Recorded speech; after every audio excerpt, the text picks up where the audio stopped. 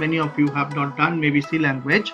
It is a procedure oriented language, and in the object oriented programming language it is actually the data that has to be written in a class, and from the class we can manipulate those data and along with its associated methods or functions. Fine. So now we are doing it. See, this object orientedness, object is there, class, polymorphism, encapsulation, inheritance, and abstraction. These are the bit heavy term, but simply class and object we are coming out. Then in that case, class is what? Class is actually a place where we can keep the elements, also known as instances. Say a students of a school.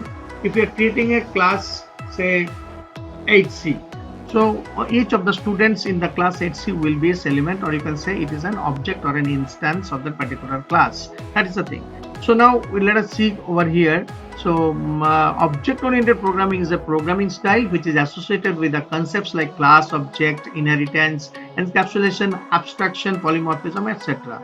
So okay, so the thing is that inheritance is what? Some of the properties of some other class can be inherited and it can be used in that particular class, like a property of father, grandfather can be inherited by father. Okay, so a father and a son, some of the properties of father can be inherited into his son, like that.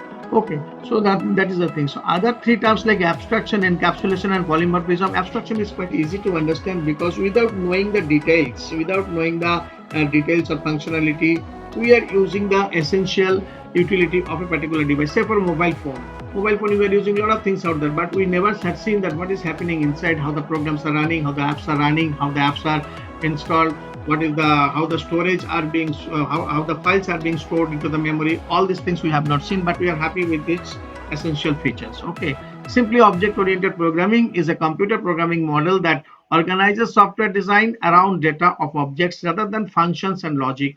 An object can be defined as a data field that has unique attributes and behavior. That is the thing. All right. Now, additional benefits of OOP include code reusability. You can use the same code again and again. Scalability means easiness, coziness. You can have the whenever you are writing the program, you will have some kind of friendliness, user friendliness, and all, and efficiency. Abstraction may be defined as the process of identifying only the required characteristics I had told earlier of an object and ignoring the irrelevant details not required. Okay, so essential things I don't. What is happening, the functioning, I am not interested. I am interested only by using its essential features. Like so, in object-oriented programming, there is another property called inheritance, which is the mechanism of basing an object or class upon another object or class-based inheritance. You can say retaining similar implementation. An inherited class is called a subclass of parent class or superclass. Okay, suppose class A, you are inheriting from class A, so class A will be the superclass and you are inheriting into class B, so B will be the subclass or the child class. That is the segregation, you can say. Fine. So now the thing is that, so we are going back one C++ program. I'm not going with the class this time. I just a simple program just to discuss with you how the nested if actually functions in C language. Okay, C++ or C language, whatever you say. Okay, more or less it is I'm using the nested if concept. I don't know whether you have done last year or not, but the thing is that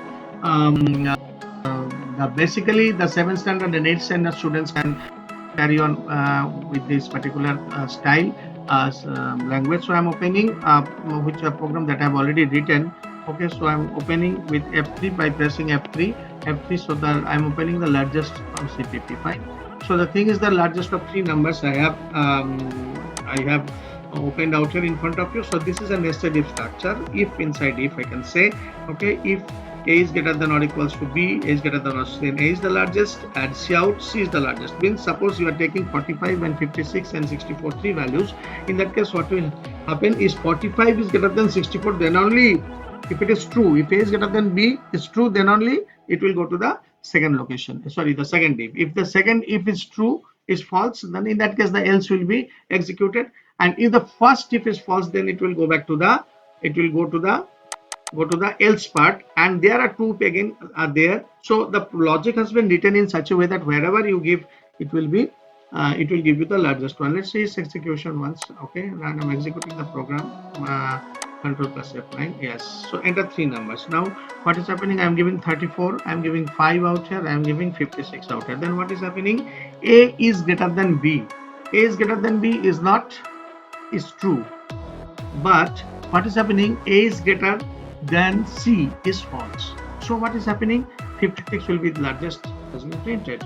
So I have taken 34, 5 and 56. 34 is actually is greater than 5, but 34 is not greater than 56. So C is the largest. Now again, if I am executing this program, see I am taking some another set of things like 5 I take. I am taking out here 54 and I am taking out here 6. Fine. So what is happening? 5 is greater than 54 is becoming false. Now what is happening now? Now it is going to the else portion. It is going to the else portion of it and checking whether 54 means like B is greater than C or not. So 54 is greater than 4, so 54 is the largest has been printed, that you have seen.